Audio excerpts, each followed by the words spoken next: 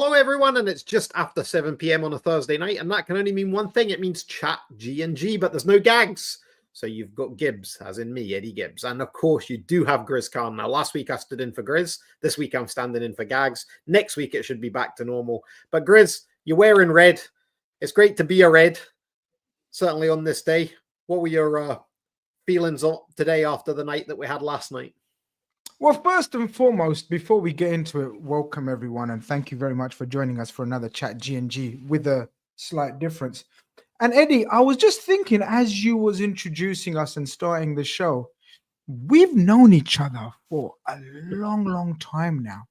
And I'm suspecting, and I'm probably wrong, you're probably going to correct me, is this our first ever podcast together? Yeah, it must be. I'm sure it is, because I've not podcasted properly for 4 or 5 years now. So. I think you was in at the start of one, and then you had to go, or you left. Oh yes, that was right. Do you remember? That was right. I was covering you. It was a Sunday morning, and you'd slept in or something because you'd had a busy night or something. And I went on with Dave Davis, and then you joined in, and I got lost to let the pros take over. That is the only time, and I am absolutely honored and privileged to have a share of a platform with you, Eddie. We've known each other. People may not know, but we've known each other through at least 7 years, I'd say, at least, on and off Twitter and social media. And people may also not know that our interest actually started off, I believe, through cricket, because I know you share a love of cricket. Yeah, that's right. But the least said about the cricket for now, the better. I much rather talk about the Reds, and you're spot on. What a time to be a Red, Eddie. I always say to anyone that listens to my rubbish or reads my rubbish, I always say cherish these moments, because these are the moments that fans, whatever team, whatever club you support, live for. And you're right, Eddie. Right now, I don't think we can believe, Eddie, like 13 points clear. It's crazy. And as you said, what a time to be a Red. Yeah, I mean, it's one of those. I think you said something that stuck with me, and I mentioned this. I covered a podcast for Dave Davis with David Lynch a few weeks ago, and there was something you said that I put to him, which was, I think we were coming into this run of five games in 15 days, and you said something on this show to Gags that we can't lose the title in this period, but we could probably win it. I was waiting for Gags, Eddie. Eddie, I'm so glad that you pointed it out, and I can't wait to get my proverbial hands on Gags, because he was so negative building up to this crescendo of games that we had, right? And I was like, Gags, relax. In the worst case scenario, we'll still be in it after having this horrendous set of fixtures. But in the positive light, we could walk away with it. And that's exactly what we've done, I think, Eddie, and it's good to get your opinion on this.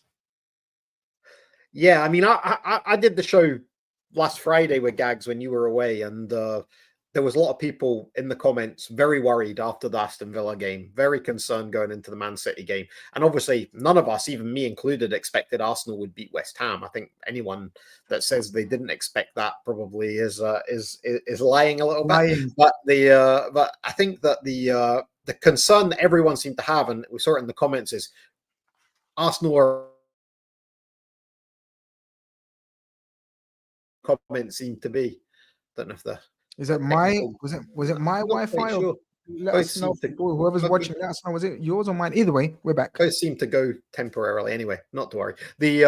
So in the comments, a lot of the comments came back last week. Sorry, saying it's only 2 points really the gap, because Arsenal are bound to win their games. And I mean, what people seem to be forgetting is Arsenal have not put a run like that together at any point this season. I mean, they're only going. I think they're going at just under 2 points a game just now. You know what I mean? They're not on track for a champion. Normally, in a normal season, a Man City dominant season, Arsenal's points total and their form would be on track for maybe a 4th place finish, possibly a 3rd. Certainly not title winning form. So there was nothing that suggested that was going to happen. And I think that it's just a PTSD setting in from the Man City title races that we've had.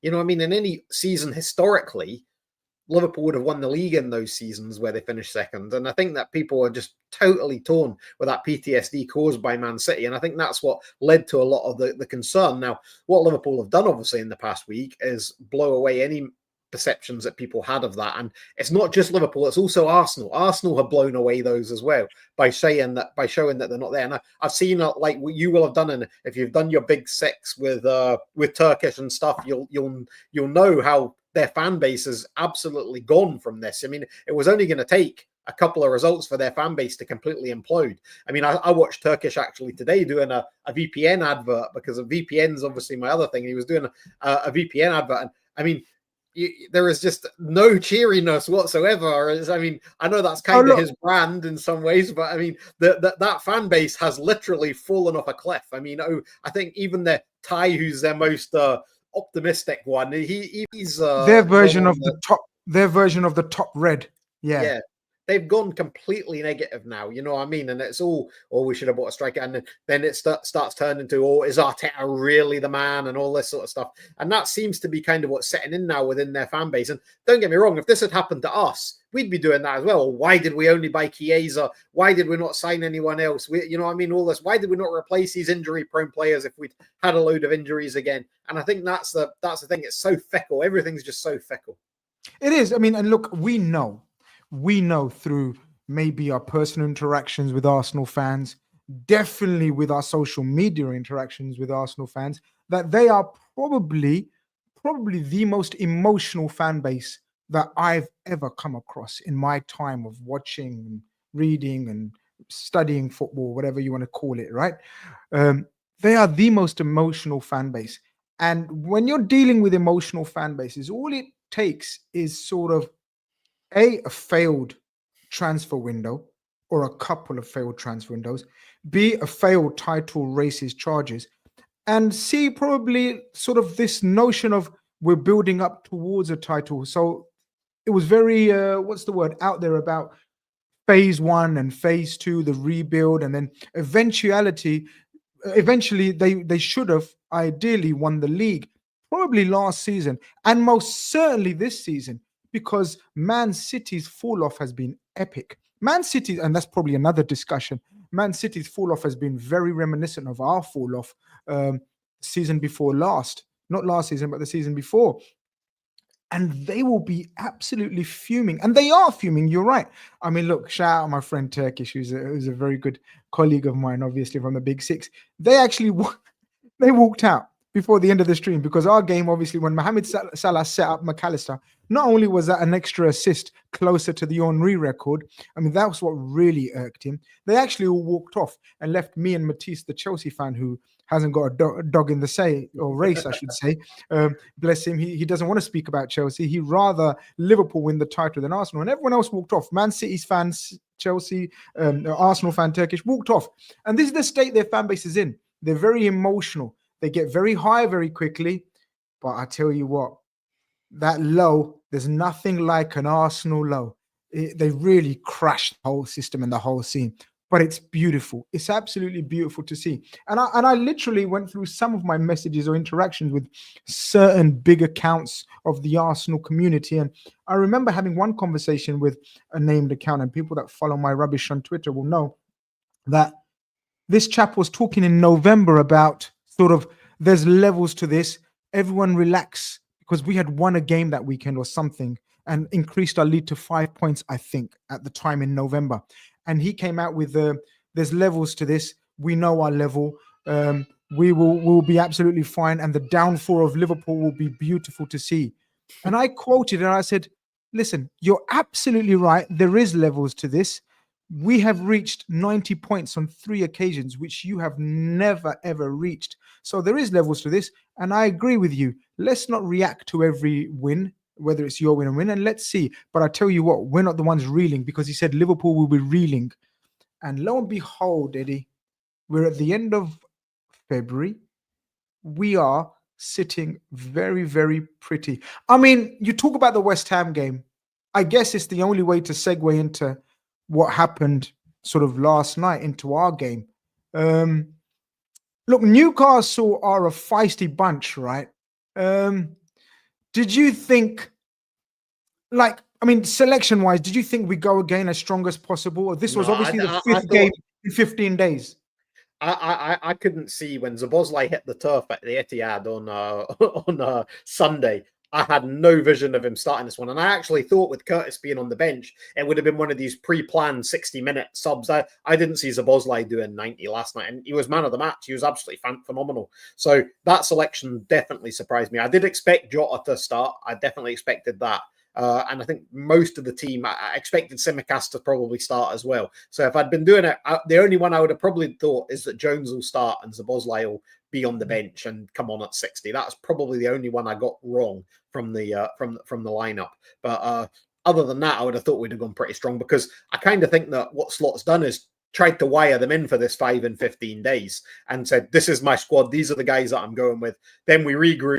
We're not in the FA Cup. And what a blessing that looks to be now. We don't have to go to the Etihad over the weekend to play an FA Cup game again. And let's be under no illusions here. Slot said himself that he would have rested the main guys if we had got through. So we'd have been going to the Etihad with the B lineup, if you like, the same guys that played against Plymouth and lost. And Man City, who have only got one thing to aim for now, would have probably played a pretty much full strength side. So I think we've swerved the bullet with that, with going out that FA Cup, and it gives the guys a rest now. We've got this massive game, obviously, against PSG next week.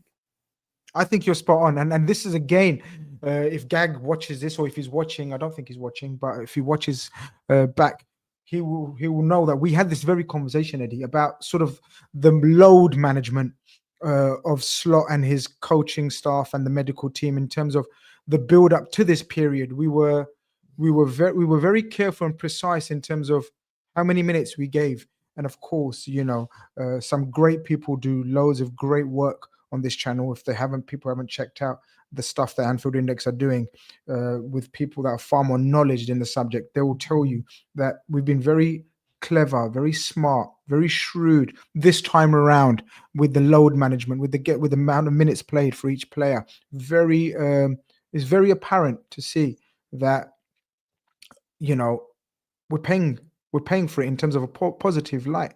This was the period, and I said to Gags, because he was worried, same thing. We're gonna die down. Grizz, we're going to break down. This is going to be too much. He needs to rotate more and more. I said, look, he's being very clever. He's being very smart. 2 or 3 subtle changes a game, not more than 2 or 3. And it's absolutely fine. We're in control. I think we're going to have a fantastic period, the one that's the most busiest. And look, I think we've been proved right. He's been brilliant, as you say, in terms of the freshness.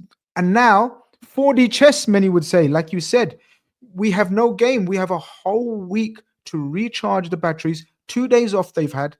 And then, they go back to sort of Champions League duty. And we'll discuss the Champions League duty in a little while. But last night's game, this 2-0 scoreline, Eddie, is becoming a bit of a thing for us. I love a 2-0. It's a proper old school 2-0, job done, move on. Don't you think? It's like such a non-Klopp scoreline, if you know what I mean.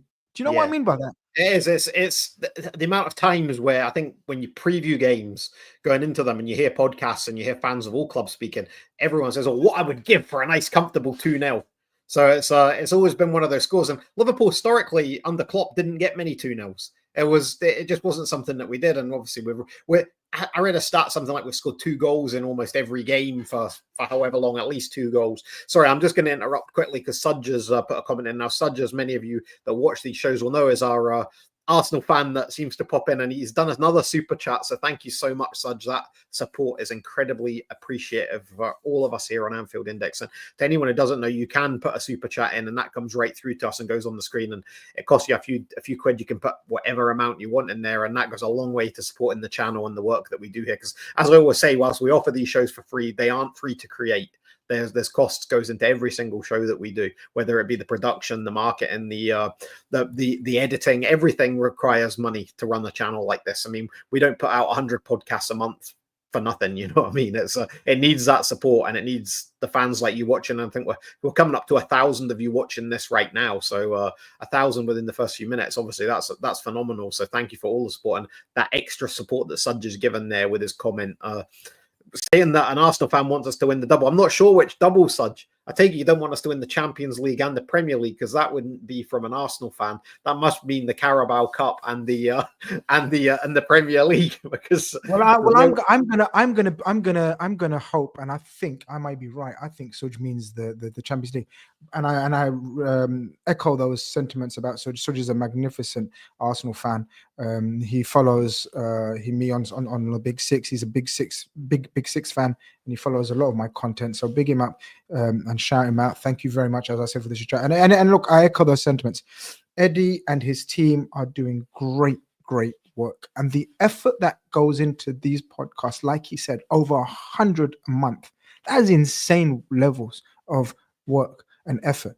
And if there's over 1,000 of you guys watching on Twitter or YouTube, whatever, can I all ask and request, come over to the YouTube channel, subscribe to the channel, and just hit that like icon, and it will be absolutely appreciated by us all.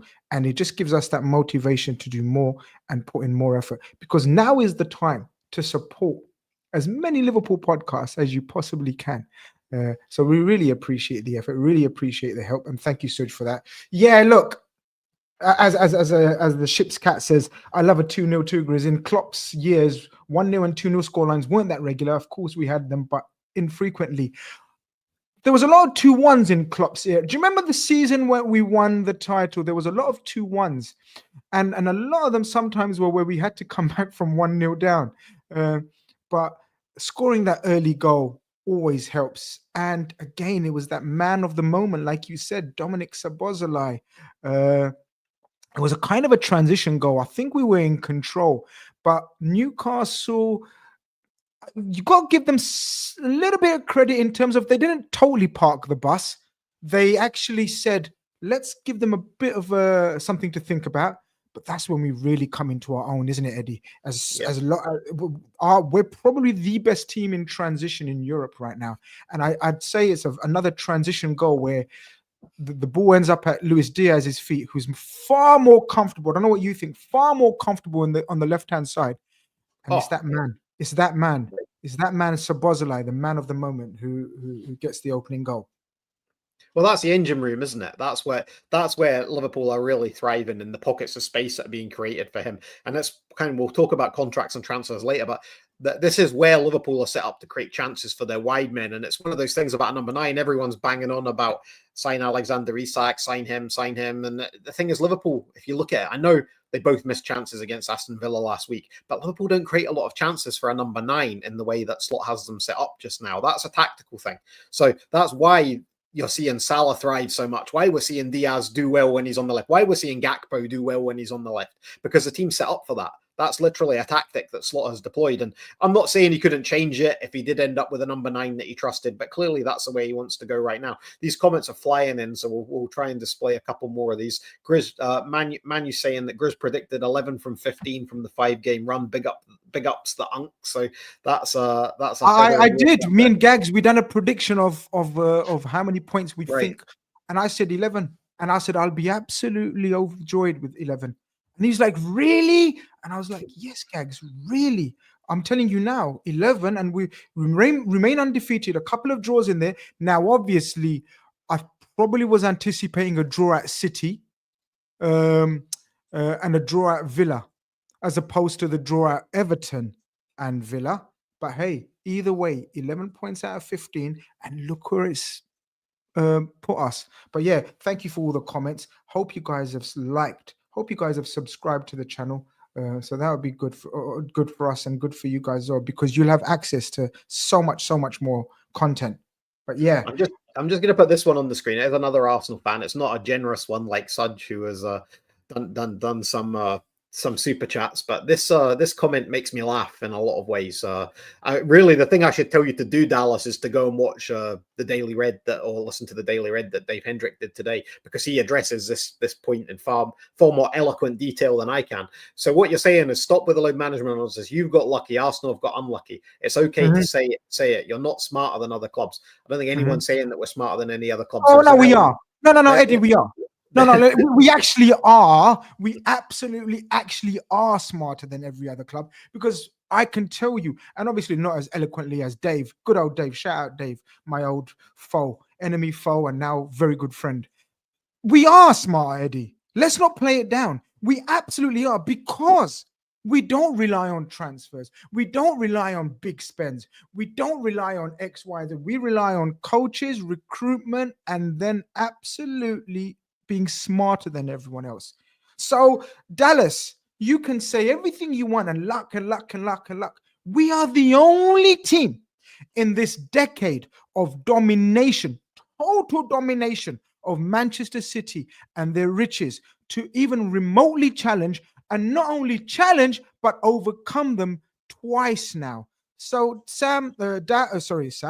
Dallas, we absolutely are smarter than every other club. So take it on the chin, son. Take it on the chin. Oh, until you said that, my point was, we haven't said that per se on this podcast until you just did. So that was so that you've just said everything I was about to say. So it was. I'm sorry, but you're too kind and polite. I know you're the gentleman. I sometimes lose it, especially when people have the audacity and the nerve to for the first ever comment to be stopped with the load management nonsense. Like, you haven't got a clue. If your coach, your esteemed, brilliant young manager coach, if he was so good and smart, your load management would have been much more smarter, and you wouldn't have had numerous injuries, and a lot of the muscle injuries, may I add, as well. And I'm no expert, but go and listen to the medical experts of the Arsenal fan base, the equivalents of our very own, what we have in our fan base, and they will tell you, Saka, Martinelli, young players that have been absolutely ragged, which has resulted in injuries. And this is what load management is all about, my friend, or my son, or my daughter, whoever you are. So we are smarter than you. So there. We have another super chat from Such. How are we getting these super chats from Arsenal fans, and all of these Liverpool fans watching aren't giving us any super chats? So come on, Liverpool fans, where are the super chats? Anyway, where are you? Sud just come with, inshallah, I hope you win the Champions League PL double. If Salah, VVD, Trent do leave, send them out on a high. Need an English team to win.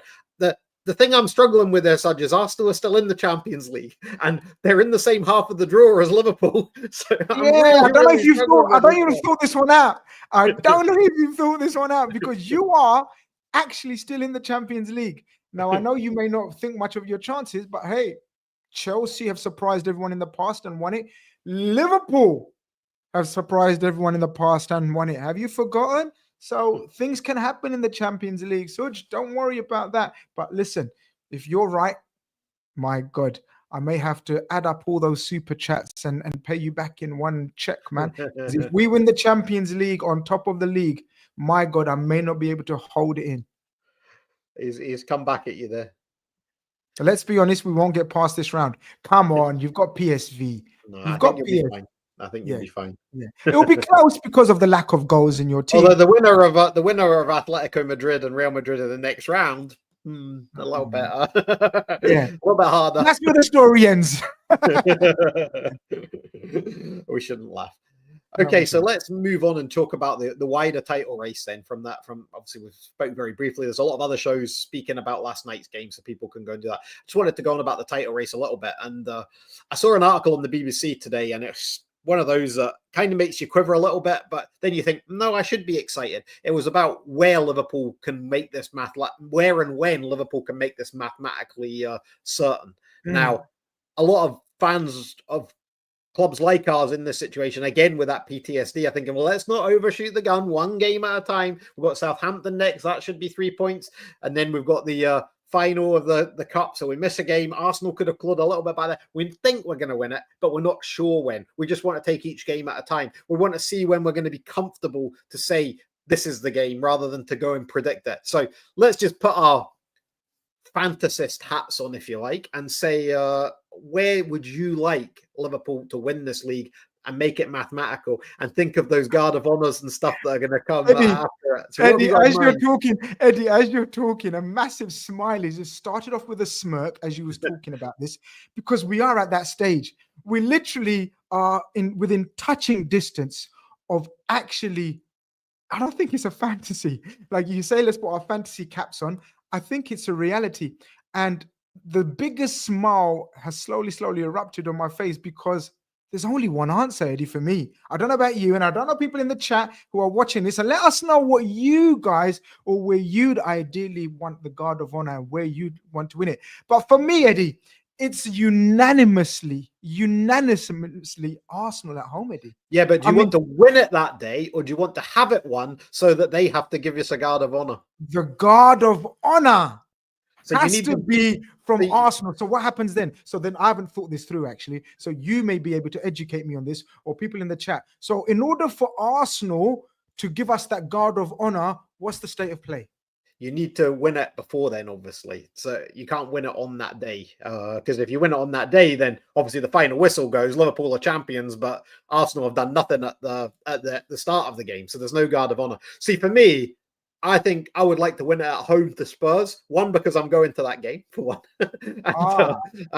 But two, because that also means that Chelsea have to give us a Guard of Honor at Stamford Bridge as well. So that's... No, I see that. See, that doesn't mean anything to me. I used to. Oh, I don't know. I would like to see Caicedo and Lavia have to give that Guard of Honor. That has some appeal to me, Grizz. Fair shout. That is a fair shout. Eddie, wow, I didn't think of it like that. Look, if you rewind 5 years, then this would have been Chelsea giving us a Guard of Honor. Like the rivalry was probably at its peak, not 5, but a bit more maybe. Yeah, sorry. Sort of, going back, the rivalry with Chelsea bubbling up very, very much so. And people know my relationship with the Chelsea fan base is very, very toxic. So I understand. But right now, Eddie, can you imagine Arsenal giving us a Guard of Honor at Anfield after when they feel as though they should be winning the title? I mean, for me, it's unanimous. That one to me is the third game from the end of the season, so that one to me seems realistic even now. That one does. Which one? The Arsenal one. 3 games from the end of the season at Anfield. That one seems realistic. The title should be done by then. Or if Liverpool can maintain where they are just now, not even extend where we are just now. If Liverpool can just go at the same pace that we are just now, with Arsenal matching that pace, then it'll be done by the time we get to the I actually think you're right. That I think that may be too late. I think we'll have it won by then. Yeah, but you still get the Guard of Honor. You'll get the Guard of Honor from every team they're on. Oh, is that how it works? See, I don't. Oh, yeah. So once until the season's over, you'll get the Guard of Honor. So at every home game or every game. Every game. That's the same way it happened the last time as well. So yeah. So that's why I'm saying if we can do it against Spurs, if earlier Leicester away someone's put their Leicester away might be an option. Liverbird says 3 scenarios. I think Leicester, Chelsea, or the Arsenal. I think the Leicester one would be fine, but I think the Spurs one would be the one, and then you get the Guard of Honor against Chelsea and. But now that you've told me that we get the Guard of Honor from every team that we play after we've officially won it mathematically, then the earlier the better, right? Then bring on the Guards of Honor from every team we face, right? Yeah, absolutely. But I think the thing is, if it goes to the Arsenal one, like you said straight away, we want to win it against Arsenal. If you do that, then you miss the Guard of Honor. No, ignore what I said then. Then in that case, if it's the scenario that you've painted in terms of once we've won it officially, then we are guaranteed a Guard of Honor from every opposition, whether it's home or whether it's away, then bring it on. Earlier the better. When is the earliest? Are we getting a bit too greedy? Well, you need Liverpool you need Arsenal to lose the next 3 games or 4 games or something and us to win them. So yeah, let's not be greedy. Yeah, I don't think you get that greedy. Grizz, I see you're commenting in the chat yourself here. I didn't know you had an alias. Yeah, well, there you go. I've paid a few burner accounts to put in nice words. That one should really be a super chat. We really shouldn't be showing that without. Yeah, I know. You're making me blush. Get it off the screen. You're making me blush. Right here. All Spurs fans. All Spurs fans are already Liverpool fans for the season to spy Arsenal. Where do you think we are in terms of neutral fans? Obviously, when Man City were winning it, everyone wanted Man City to win it and to save football, apparently, because Liverpool couldn't be allowed to win it. Where do you think we are in terms of the neutrals It's tricky because I always think whoever's at the top's the one that's to be shot at. You know what I mean? It's historically it's always been that way. Whether it be referee conspiracies or luck, like we've seen tonight. You know what I mean? Or PGMOL or VAR or whoever's at the top is the one that's going to get the crap thrown at them. It's always going to be that way. So I think for now, neutrals are probably okay with it because we're stopping the Man City sort of turning this into a farmers' league in some ways. That it's a foregone conclusion that they just win it. Well, the London teams, I think the London teams are very much that Liverpool win it. So your Spurs fans that I deal with or react with or work with are absolutely adamant that please finish the job. And what they mean by that is make sure Arsenal don't win it. I think Chelsea fans are in the same boat. West Ham fans are in the same boat. So I'd say all the London fan bases are on Liverpool's side because obviously they don't want Arsenal.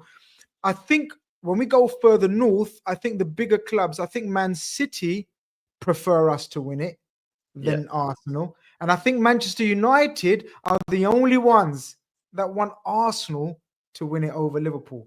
Don't know what you think. Which is why Gary Neville predicts that they'll win the league each year because he can't predict Liverpool and he can't predict Man City.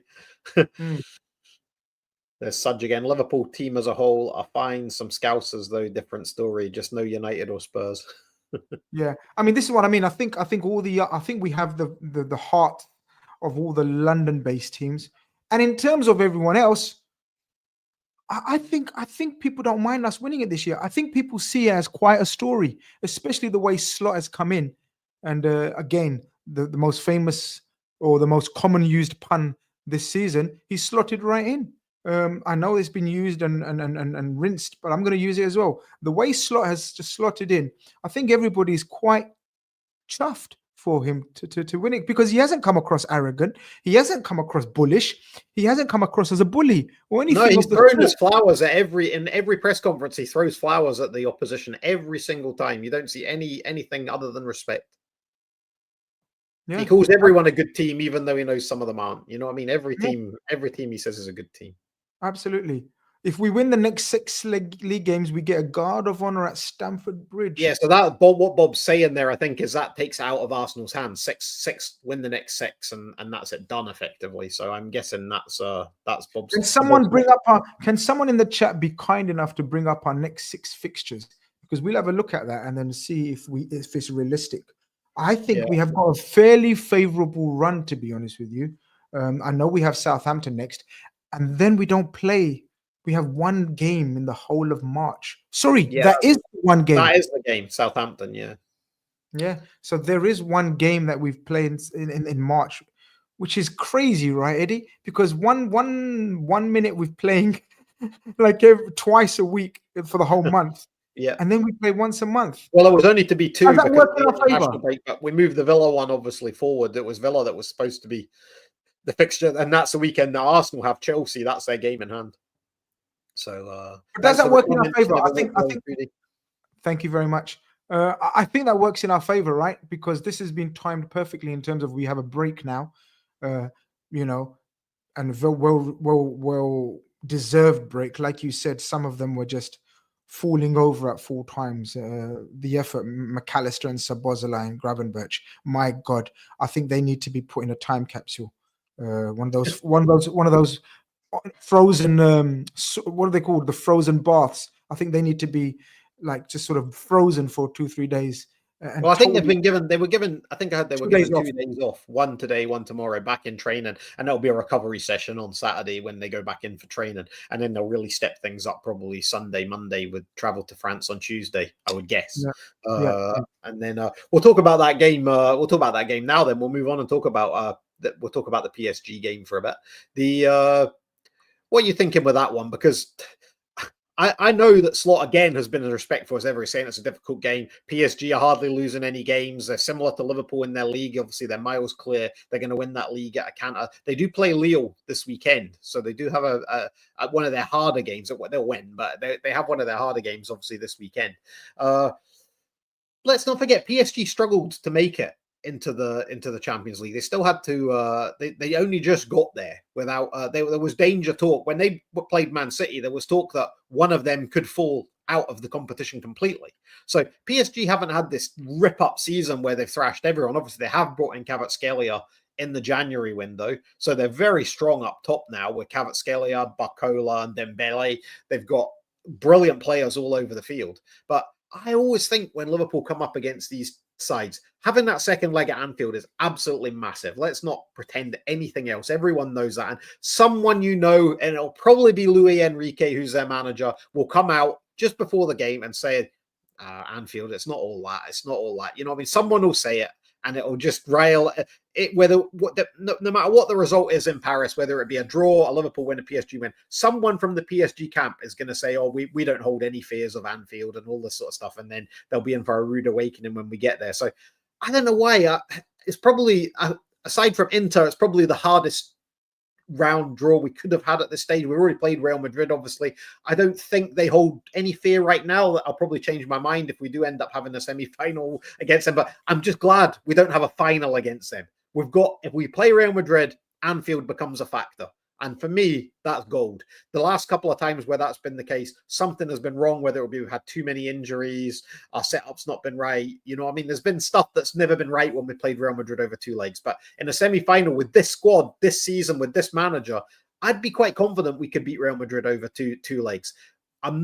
With Paris, I'm confident with that as well, but I'm not sure if I'm right to be confident, Grizz, because everywhere I'm reading just now, heads are falling off and saying that PSG are so good. Liverpool are really going to struggle against this side. And I'm just not so sure. You know what I mean? I think we just got shown the blueprint at the Etihad on Sunday of how to play against a team with pacey wingers that have got tricks about how Liverpool walked away from that one with a clean sheet. Yeah, look, when the draw was made, and obviously people didn't want PSG, and as often happens, the team that you don't want, the least... the one that you don't want the most, you end up getting. Invariably, you end up getting. But what a lot of people have to remember is they play in a league where the intensity and the pace of the game is nowhere near the Premier League. The standard, the level, week in, week out.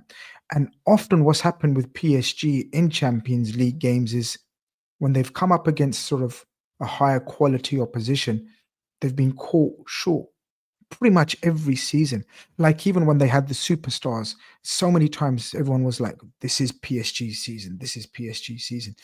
Now, what Luis Enrique has done now is pretty much kicked out all the troublemakers, stroke egos, stroke superstars. And he's got much more of a team going. I do love some of the players. I mean, Ousmane Dembele is probably one of the most inform attackers in world football right now. And I've got a soft spot for Ousmane Dembele because when he was coming through, before he went to Dortmund, I really thought this guy is going to be a world elite star. Obviously, we know injuries and possibly disciplinary issues have meant that he hasn't reached the levels that I certainly predicted and many predicted. I thought he's as talented as the greats of the game. But obviously, he didn't quite reach those levels, but he's playing out of his skin right now, Eddie. And they've got the Barcola kid, and now they've added probably one of the most sought-after wingers in world football in Kvara. So there will be an issue. There will be a problem because we're at that stage of the Champions League that every team we face will have at least one world-class attacker. It just so happens PSG probably have two in Kvara and Dembele. And obviously, Barcola is very, very good as well. But I like their midfield, Eddie. What the difference for me with PSG of the past and this PSG team is the midfield. Neves, Fabian Ruiz. These guys, they've got a much more balanced midfield this time round. But, like you said, there is no fear when the second leg is at Anfield. And I think that will be the defining factor in this game, personally. You got another super? Yeah, I do. I'll put that up. It's from Frenchy Alain, and he says, thanks for all the podcasts you guys do. Very happy this season. Shame we will lose Trent. But if we keep Virgin Mo, we can go again next season. We will speak about contracts. We will finish the show. I'm going to ask Grizz a couple of points on that because Grizz has been confident ever since he's been podcasting on this channel back in October time, that the three guys are going to stay. So we'll see if he retains that confidence. So thank you so much, Frenchie, for the super chat. It's so appreciated. It really does help us do what we do. And you say thanks for all the podcasts you do. Well, we couldn't do them without you guys. You know what I mean? You guys watching them is why we do this. And the super chats just make that all the sweeter. They make it so much easier when these super chats come in, to plow that back into developing more and more content, to finding more and more people to podcast at all sorts of weird times at day, night, morning, middle of the night, all sorts of stuff. You know what I mean? There's work going on around the clock here at Anfield. I think next week, when we're not playing, I think Gags is going to do something, a sort of backstory of Anfield Index. So look out for that one, because obviously it's been around now for about 15 years. So he's going to do a full rerun of everything that Anfield Index has done since his time. I've only been here since about 2017. So I'm not as in with the woodwork as some of the guys that you hear on the channel. I run most of the stuff that we do nowadays, certainly content wise, but there's a guys with a lot longer backstories than me that will be, and Gags is going to run you through all that. So that's definitely one to look out for. And as I say, thanks for this one. We will talk about contracts before we finish up today. Back to PSG then, Grizz. Sorry, I think you asked me something, and it's completely gone out my head with that super chat coming in. You have to go again. No, I was just going to say about sort of in terms of I think the point that you made about the second leg being at Anfield is the defining factor. Okay, so let's go on. Let's play on that then. So what result wouldn't be recoverable in your head? What sort of result wouldn't be recoverable? Well, Eddie, we've shown against probably one of the greatest attacks in world football in Barcelona that we can recover from everything or anything at Anfield. But you'd like to think that this team won't go and get blitzed 3-0 at PSG. I mean, hope this doesn't come back to haunt us. But, you know, go and get a draw. Look, the way we played at Man City, I think, is a blueprint in terms of how we will approach this. Don't be surprised, guys. Don't be surprised if we go there with the double tens and wide forwards in Salah and Diaz, or Salah and Gakpo, and play Curtis and Szoboszlai. Don't be surprised if we do that in the away leg, because I think he's been working towards having this as an option, especially in a first leg away game in Champions League. So the way we handled Villa, because let's not forget, in that first half against Villa, we were absolutely the better team. We did not deserve to go 2-1 down at half time. And then obviously we controlled proceedings at the Etihad. So I wouldn't be shocked and surprised if he plays that formation and that personnel. But we have options, Eddie. We have got squad depth, and we hope and pray that everything is fine and there's no sort of comebacks in terms of injuries that we know of. Everything is fine apart from Gomez and Bradley. They will be out. But apart from that, a clean bill of health. I'm actually looking forward to it. And about 5-6 weeks ago, me and Gags were adamant. We don't care about FA Cup, League Cup, Champions League. We just want the league. Guarantee us the league and we don't care. Don't know about you, Eddie, but I'm getting a bit giddy. I think the league is wrapped and I want us to win the Champions League. I'm become a bit competitive with the Champions League now. Where are you with that? Well, I think that, like what you said at the outset when we started talking about this game, I think we'd have all preferred not to have Paris at this stage. I think that's one thing that we can say. You know, I mean, we'd have preferred not to have that game right now. We'd have preferred a Bruges or Benfica, which was the other option, obviously, that we could have had for many different reasons. One, first and foremost, as I said on the show last week, no Liverpool fans really want to be going back to Paris after what happened last time. But that is the cards that we've been dealt, and that's what has to now happen. And we hope everyone does go, stay safe, and doesn't have any of the nonsense that they had the last time that they went there. So that's more important than the game itself. You know what I mean? That totally transcends everything, that everyone goes to the game and gets back safely and doesn't have to put up with any crap from the French authorities or the French police. So that's the most important thing. We should say that right from the outset. But in terms of where we go with this, we didn't want Paris, but Champions League, I think it comes down to this game. I really do, because I think if we can get past them, I can see us going all the way to the final. I really can. And even on the other side of the draw, who will play in the final? We're going to have to be very unlucky not to win this competition if we get past PSG. I really do think that, because Real Madrid are still blowing hot and cold, but they had some voodoo stuff going on at that club, that Real Madrid. They're the devil's club. As I said on the show last week, someone in Spain, in that capital city of Madrid, has got one of these dolls and they're putting pins in it every time that Champions League come, and they're praying to medicine doctors and they're contacting Uri Geller or some sort of weird stuff that goes on at that Real Madrid, because they do stuff in this competition that shouldn't be possible. And they knocked out Man City last year and they shouldn't have done. They were awful, but they still did it over 2 legs. And you always think 2 legs, it's a bit of a leveler. No one's going to do 2 legs and the rightful team is going to come out on top in 2 legs. It doesn't happen with Real Madrid. They just come out on top. They just win because their club is completely geared to win in this competition. It's almost like the players have got their wives and girlfriends all locked up as hostages by the Real Madrid board. In this case of, if you don't win, then they die. Some sort of madness goes on. You're spot on. You're absolutely spot on. But anyways, look. I know you kind of started looking past a couple of rounds towards Madrid. It's either going to be Real or Atletico. Let's be real. It's not going to be Arsenal or PSV. It's going to be Atletico or Real that we face. Well, we would have to play. We would have to, if we got past PSG. Bruges or Villa. Villa. Say likely Villa. You know what I mean? Likely Villa. Well, you say that, but I think that's going to be a tasty tie, to be honest with you. Bruges have got a few youngsters that are very, very, very good and up and coming. So that will be a tasty tie.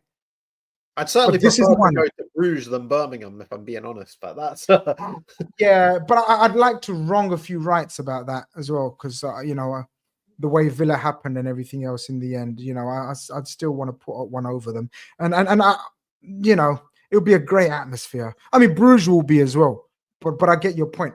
But I think PSG is the tricky and awkward one. As I said, the midfield, and someone reminded me, I forgot Vitinha. So Vitinha, Neves and Ruiz is pretty much as good as midfield as most in Europe right now. And it's for the first time it's balanced. Normally PSG are very, very unbalanced in terms of their lineup. It's very top heavy. But I think this time round it's very balanced, just like ours is as well. So I think it will be a good match. You can test that defense. You can. I mean, Kimpembe's getting a bit older now. Marquinhos is good. Hakimi's brilliant. There's no 2 ways about that. I'm not so sure about Donnarumma. I never have been. I think it's all fluff and knickers with that fella. I just don't think he's everything that he's cracked up to be. Yeah. Now look, I'd make us favourites, and I'm confident, and I'm very relaxed. And this is the effect of Slot, Eddie. I don't know about you. I go into games feeling very relaxed. We were doing the big watch along on the Big Six. Hope people that watched it enjoyed it. I certainly did. It was a massive evening, and obviously it turned out amazing for Liverpool. But I was so relaxed. I mean, normally you'd go into a game of this magnitude, and even the City away game, just so relaxed and calm about proceedings. It's just sort of the benefits of having this coach who, and you can imagine him having the same effect on the players. Do you know what I mean? Like if us fans, we get the most nervous and we're not playing. If he's having this effect on us, imagine how calming and sort of the influence he has on the players. And it's relayed on the pitch, right? Absolutely. No, I do think so. I'm going into this with no fear, and it's almost like Liverpool fans should be going into it with no fear, because we should fear no one with the way that this team's playing under this manager. And there's every chance we beat PSG. But if we don't, then it's nothing to be too worried about either, because that's the same reason that you and Gags said you weren't so bothered about the Champions League, because all you wanted to do was the Premier League. So you've got that fallback at any point. Of course you want to win it. We wanted to win the FA Cup, we want to win the Carabao Cup, we want to win them all the tournaments that we play in. But it's not the end of the world if we don't win the Champions League this year. That's one thing. But I do think if we can get past this PSG challenge, then we've got every chance of winning this tournament. I really do. I can't see that anyone else is going to... We are the best team in Europe right now. We are. You know what I mean? So PSG will be as fearful of us as we are of them. Oh, and I think their fans with Anfield as that second leg factor, they'll know all about what they've got to face a challenge. If you're listening to the PSG Index tonight, then you'll be absolutely cacking it about this game. There's no two ways, maybe not the home leg, but let's just say it's a 1-1 draw, or even a narrow PSG win in Paris, a 1-0 or something like that. They'll all be cacking it coming to Anfield the week after. They'll come and they'll have a good time, but they'll be expected to get knocked out. Yeah, I think you're spot on. Sometimes we forget that we may have thought, that's a bit of a hard draw for us, but imagine the opposition. Imagine playing against this Liverpool side right now. I mean, we're a scary team to play against, and I've always loved it when we are nasty to play against, Eddie. And right now, I think we are nasty to play against. I mean, Newcastle don't often get outworked and outbattled in games of football, but yesterday you could see their players disheartened by the just sheer volume of work and effort that our boys put in. So, and I had John let's Barnes. see how PSG. John Barnes was saying today, actually, we'll just touch on this and then we'll move on to the summer chat. I did put the banner there. We'll finish the show with that. But I did hear John Barnes saying today that the cup final in a couple of weeks will have no bearing on what happened last night at today's game. And now that's the pro view. You know what I mean? A great like John Barnes is saying that. But just on the point that you made, I know they'll be different. I know they'll probably have Isaac back and they'll certainly have Joe Linton back in midfield. And that makes them a completely different proposition in the middle of the park. They'll press completely differently. Their shape will be completely different. Gordon won't be coming central. Isaac will be central. Gordon will be on the left. Gordon up against Trent. That'll be the battle. You know what I mean? So we will see a different Newcastle. But there has to be scars. There has to be psychological scars for what happened to them last night because they weren't competitive in that game. You know what I mean? So I know it's a different day and there'll be a different challenge. We've seen it before. Going back to when we were kids, Crystal Palace got absolutely smashed 9-0 at Anfield and then they knocked Liverpool out in the semi-finals of the FA Cup. You know what I mean? Liverpool can thrash Wimbledon and get beaten cup finals by them. You know what I mean? It's cup competitions. Anything can happen. But that Newcastle game again at that final, I think we're massive favourites that day. I really do. No, I agree. Of course, we are clear favourites, especially if we get the first goal. I think that's when the psychology of it all will kick in. Look, if they get the first goal, then obviously it changes things in terms of they've got something to hold on to. And Newcastle are most certainly a team that is sort of, I think, based their game on something to hold on to. I don't think they can control games as much as they probably want to. I definitely think they're a transition team, very much like us, a lot of pace. And we know, of course, maybe we touch upon Isaac, however you pronounce his name, in probably the final segment of the show. But they'll have Isaac back and they'll have Joe Linton back. And I think it'll be a cracking game for the neutral. Yeah.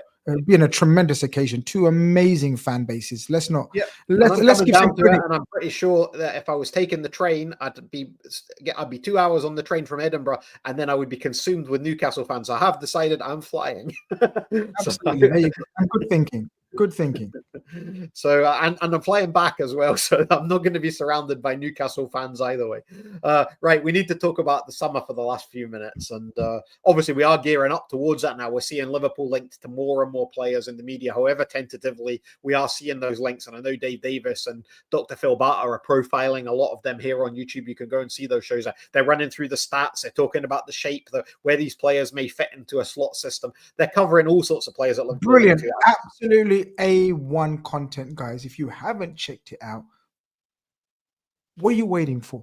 I'm telling you, if you guys have been following me for a number of years, you know I only recommend the best. And I'm telling you now, some of the content on offer these days, look, each to their own. But if you want proper, real analysis and content of the highest order, then go and check out some of the shows that is available on Anfield Index. You'll be absolutely mesmerized. Some of the pearls of wisdom coming from some of the contributors. So yeah, some of them are professional analysts. This is what they do for a living. I mean, I was on one last week. I covered for Dave Davis with Dr. Phil Bartz last week, and someone put in the comments, "Stop with the geeky stat chat." It's like literally that's what the show is. Yeah, absolutely. So look, if you want some proper insights in terms of layman's just shouting and sort of screaming and spitting down camera lenses, then go and check out some of the content that's available on Anfield Index. So summer 2025, Grizz, obviously we're seeing more contract talk. We're seeing Salah did an interview with Steve McManaman a couple of days ago, and it was very much he was asked about the contract, and he didn't do his usual. He didn't say we're still far away. He didn't say I've not spoken to the club yet. I'm not sure if I'm going to be here next season. He did sort of throw in a little line about if I stay in this country and chasing records and things like that. That did get mentioned. We've heard nothing from Trent's side at all either way. The James Pearce had put a piece out the other day saying that as far as he's concerned, still no decision is made from Alexander-Arnold's side. So Liverpool have not dismissed the hope of him staying. The offer's there for him. And obviously he's probably speaking to Real Madrid and seeing what they're offering as well. Whether the decision's been made or not, I don't know. I know you've been bullish all along that you think all three of these players are staying. And as for Virgil van Dijk, again, the journalists' take is that this contract isn't yet done. That even though there's talk that it is done and it's sitting in a draw rating to be presented, and there's a psychological element that they don't want it done before Salah and they don't want it done before Trent, that contract is signed. Now, the mood music and the optics do suggest that Virgil is going to be staying. But that's not based on anything other than a hunch and what everyone's reading in the body language and in the wind music that we're seeing out there. Yeah. So that is the situation with Virgil. That is the three contracts. Where do you stand right now on what you're hearing and the people you're speaking to about these three contracts? What do you think is going to happen? So I think, and I said to this Gags the last time we brought it up, which was 2-3 weeks ago now. Yeah, no one speaks about this anymore. Yeah, no one speaks about it anymore. We've got bigger fish to fry, so to speak. I said to Gags, I said, what we've realized and what we've worked out through all the avenues that you speak of, people that you speak to, reliable journalists, pundits, ex-players, etc., podcasters, YouTubers, you name it. I've come to the conclusion that this is one of those rarest situations, Eddie, where no one knows. And this is brilliant. I love it. This is where, as I said, and I'll speak for myself. I won't speak about the brilliant journalists that cover Liverpool. We know we have the brilliant David Lynch on this channel as well on a regular basis. We know the brilliant James Pearce and probably the top journalist out there right now in terms of David Ornstein, who's come out and today said something as well. But what you gather from everyone is no one really knows. As you said, it's from what they're hearing is all three are in talks. Okay, Virgil and Salah, it's very open that they want to stay. And so therefore, based on that, people are assuming and assessing the situation around the whole chitter-chatter and saying they'll end up staying. They just want the best deal for them. Now, we know if we move away from the players and agents side of things, we know we've probably brought back the biggest negotiator in Michael Edwards in these type of scenarios. And we know we've brought him back for these type of scenarios where mega deals need to be sorted. And we know he's a hard taskmaster. We know his history in terms of what he likes giving out to a certain age group of player and what he doesn't. So, as I said to Gags, I think it's a fruitless task, even giving an opinion on this. I think we sit back, enjoy, cherish what we're watching on the pitch, and trust the process. Now, some may hate that sentence. Some may hate that cliche. But unfortunately, there's not a lot you can do about it, apart from either shout about it, cry about it, moan about it, or just cherish the moment and enjoy Liverpool Football Club for what it's doing on the pitch, and let the people of power who can make and influence these type of decisions, i.e. the players, agents, and the owners, make the decision, and then we can assess it and give our opinions on what we think of the state of play. But a long-winded answer to your question, I'm personally still adamant and hopeful that all three sign, and I think it will top off a magnificent season. Yeah, I mean, that's very well put. And I can't really argue with any of it. It's that you should be enjoying this. You know what I mean? Liverpool fans have been through so many doldrums over the last sort of 20, 30 years. And it's great that we're in this position. So we've just got to enjoy it. You know what I mean? And what will be, will be. We've had great players. They've all come and gone, and the club's still here and the club's still thriving. So that's always going to be the case with this club. And that's all we can do is we trust this process. Like Grizz says, I know it's a cliche, but at the end of the day, everyone was raving when Michael Edwards returned to the club.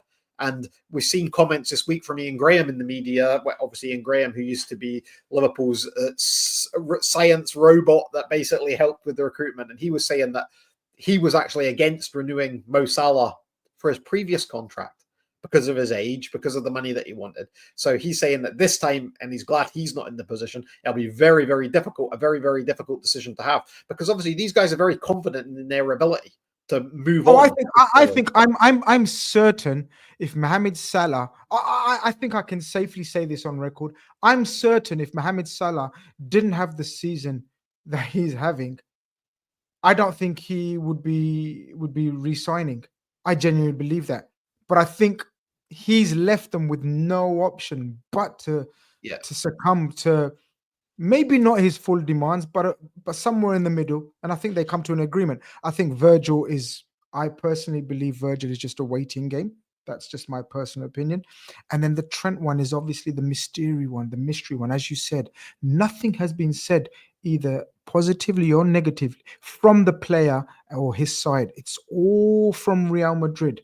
And all we're hearing from the Liverpool side of things is through the reliable journalists that are still adamant that as far as they're hearing, as far as they know, as far as the people they speak to, there's not been a decision made to sell or buy or to stay or to go. All they know is Liverpool are in talks with him, which I believe should be a positive. Yeah, I do get all that, but my sort of cynic in me feels that, and I'm whether I'm right or wrong to be the cynic, I'm going to be a cynic in this stage, because I'm only basing it on what we've seen historically from players in their prime in the last year of their contract. And this has happened before, where people say, "Oh, they're still not decided. He's still unsure," all this sort of stuff. And the upshot is they usually go. You know what I mean? It doesn't often happen where a player in their peak years gets to the end of their contract, they're about to leave on a free transfer, and they've got that option, and then they turn around and sign a 5-6 year deal with the club. It just doesn't happen. Now, what you said makes absolute logical sense, and that's what probably 95% of the fan base thinks as well. I can't argue with anything that you've said. It makes rational and logical sense, the scenario that we find ourselves in. But until anything is sort of announced, then let's there was the thing, I don't know if you saw it, was a Predator advert for Adidas that came out this weekend. Trent would usually be what inspired you, and he'd be Steven Gerrard wearing those Adidas boots and all this, and this time it was Zidane. It's like there's so many things that just, and there was obviously the stuff about what would you rather do in future, and the Ballon d'Or and all this stuff. And I was in Madrid, obviously, a few months ago, and obviously you go near the Bernabeu, and obviously there's this big thing of Trent in white shirt and jeans, not Real Madrid, but white shirt jeans for a Spanish clothing outlet doing marketing materials. Look, at this stage, all, as you said, all these kind of subliminal messages that we may think that we are seeing are suggesting that the decision is made and his head is in Madrid, etc., etc., etc. But let's wait and see. Who knows? That's all we can do. We don't have any other choice. So I suppose that forwards us on to the very last part. We'll only speak about this for a couple of minutes and let everyone go and enjoy their evening. But we've got the transfers, obviously, and Liverpool are being linked, as they always are, to players left, right, and centre, to all sorts of positions. But do you think the club know now what's happening with these contracts? Because you just said there, we don't know what's happening with Trent. But do you think the club know? Because obviously that's a massive part of their recruitment. And any journalist or anyone you speak to within the industry at this stage would tell you that summer deals are being discussed both internally and externally with agents and players, and with, in some cases, with the third-party clubs, with the clubs that these players are at just now. So this process, we're told that transfers don't happen overnight. So a lot of that work has to be going on right now. It has to be. So absolutely. It's not necessarily going to be Michael Edwards and what's the guy, Richard Hughes doing all of this work. They've got other guys in their team like what's the guy that used Julian Ward and these sort of guys. They've got people involved in all facets of the club in terms of recruitment. But if these conversations are going on, then how far are Liverpool negotiating with a potential Trent successor at right back? How far are they looking at who's going to play right wing next season if it's not going to be Mohamed Salah? How far are they looking at they're about to lose probably the Premier League's greatest ever centre-half is going to be out of contract? And how far are they along discussing his replacement? Are these conversations even happening? Or are they happening at we don't need a ready-made because we think he's staying, so we need to get the next cab off the rank, if you like. You know what I mean? But obviously, the lad at Bournemouth, Dean Hewson, he's being talked up a lot as a potential Virgil van Dijk successor. But you bring him in this summer. Let's just use him as an example. You bring him in. Where's he getting his starts? Because Konate and Van Dijk, if he stays, are nailed on to be the first choice too. So where's Hewson? Where's the sales message? Where's the pitch to a lad like that? This is exactly why I think, or why I'm confident that the three major ones will get done eventually, because it will just leave too much to do. And we know that Liverpool in the past don't like too much to do unless they're forced to, like they were with the midfield revamp. They were kind of forced, right, in terms of players wanting to. Given a golden goose with the Saudi thing as well, because that just escalated. Exactly that. But what we also know is Michael Edwards does like to stamp his own authority, and that's why I think there will be a small turnover. When I say small, I think there will be. I think I can definitely see 5 out and a 4 in type scenario, and that's enough of a shakeup.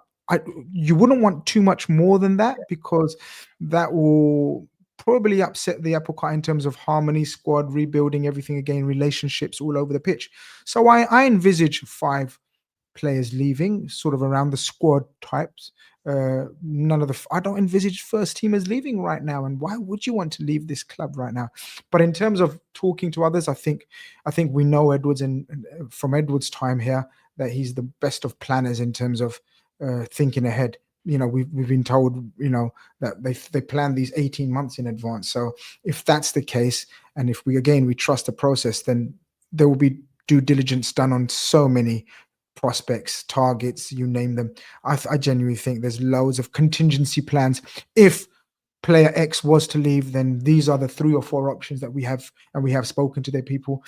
You know, we don't always, what I always say to people that I speak to is, we don't always have to hear about it, guys. With this fascination, obviously intrigue, and, you know, maybe I don't help the situation sometimes by revealing everything I hear.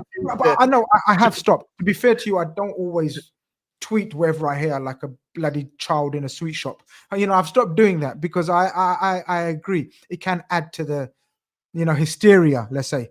So I think we're in for and this is probably another show for another day. We've got loads of these shows lined up where we can assess transfers and speculation and anything that's out there in the link. So I think right now, let's kick back, get these few games out of the way. Let's get these guard of honors out of the way, and then we can really attack the transfer window, because it's exciting, right, Eddie? Because Slot hasn't even got his fingerprints on this team yet. So yeah, loads to talk about, loads to assess. But I think we've covered a huge amount today. I've really enjoyed it. I'm really hoping that, you know, Gags has to fight for his place back in the team, son. You've put in a performance and a half. I'm the Federico Chiesa. We'll always have Accrington. The Federico Chiesa.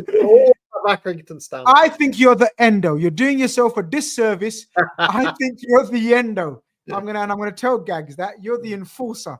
I'm just the cover guy these days. Whenever anyone needs a cover guy, I'm the guy that they phone. It seems. Well, there you go, Endo. You are the new James Milner. You know, so fantastic. Look, guys, I really hope you guys have enjoyed tonight's show. I thoroughly have enjoyed it. Time has flown. We tried to restrict an hour normally. Almost 1,900 of you watching. So when we come off this show, me and Grizz are going to go and look at the YouTube, and we're going to see how many likes we got on this. You know what I mean? Because if there's 1,866 of you watching right now, so we're expecting to see a lot of likes. Please, please, please like. And if you don't subscribe to the YouTube channel, please do that. We do try and bring you as much content, and we do try and bring you this debate and opinion as much as we can, as well as all the statistical and factual stuff that Grizz was talking about earlier that goes on by industry leading experts. These guys are pro people. They're qualified in the field of what they do. Me and Grizz are just coming on and giving our opinions as fans. That's all we do. You know what I mean? We're not qualified in all this metrics and stats and all that. But there are other shows because people love that stuff. You know what I mean? So that's all there as well. We try and cover the whole spectrum. Exactly. And that's the beauty of it. We try to give our layman fans perspective, but we also have got pros in the industry that are giving their aspect and opinion as well. And guys, I'm pretty much more of a regular here than I'm on my own channel. I've had people messaging me, why haven't you put any content out? I'm back. Life is hectic, but we will get back. And people, by the way, massive shout out to any Muslims partaking in Ramadan, which starts tomorrow evening, I believe, or Saturday, probably more likely Saturday. Yeah. So a massive shout out to everyone who's participating in that. I will be as well. And so therefore, we may have more content coming on Football Carnage as well. But if not, I will be back with Dave Davis on the weekend, of course. And we'll be back next week, no doubt. I think Gags is back next week. Am I right? He should be back. He's only away for this week, so he should be back next week. So I'll be able to just watch you guys next week and add comments in like everyone else. Excellent. Winter Soldier says, one question for Grizz. Do you believe now? Listen, if you don't believe now, there's no hope for you. There's absolutely no hope for you. And I'd like to think I believe now. But thank you very much for the comments. Thank you very much for the messages. Thank you very much for all your input, people. And I think it's time that, we really, really cherish these Reds. Absolutely. And I'll echo what Grizz said to anyone about to go through Ramadan. Make the best effort you can and really enjoy it when your Eid comes. And I hope that you will have a wonderful time. It is one of those things that the dedication you have to this is incredible. It really is. And I think us that don't fast and don't have Ramadan, I don't think we have any clue of what suffering people go through for their beliefs. And it is to be respected. Absolutely. And I'll send my best wishes to you, Grizz, and to everyone else that's about to have that. Appreciate it. So until next time, everyone, thanks to Grizz for joining me. He rushed back through mad traffic to get here on time to do this one. We're only a few minutes late. We only had to delay 10 minutes. So thanks to Grizz for braving the traffic. I'm from the same part of the world as Grizz originally, so I know what the traffic can be like there. It's great up here in Scotland because you don't have any of that. We just have to cycle past the man with the horse and cart and ring our bell and say hi. Next year, I believe we're getting running water and electricity, so it's all coming. Wow, massive. Huge breaking news, guys. The revolution is real, people. Until next time, up the Reds.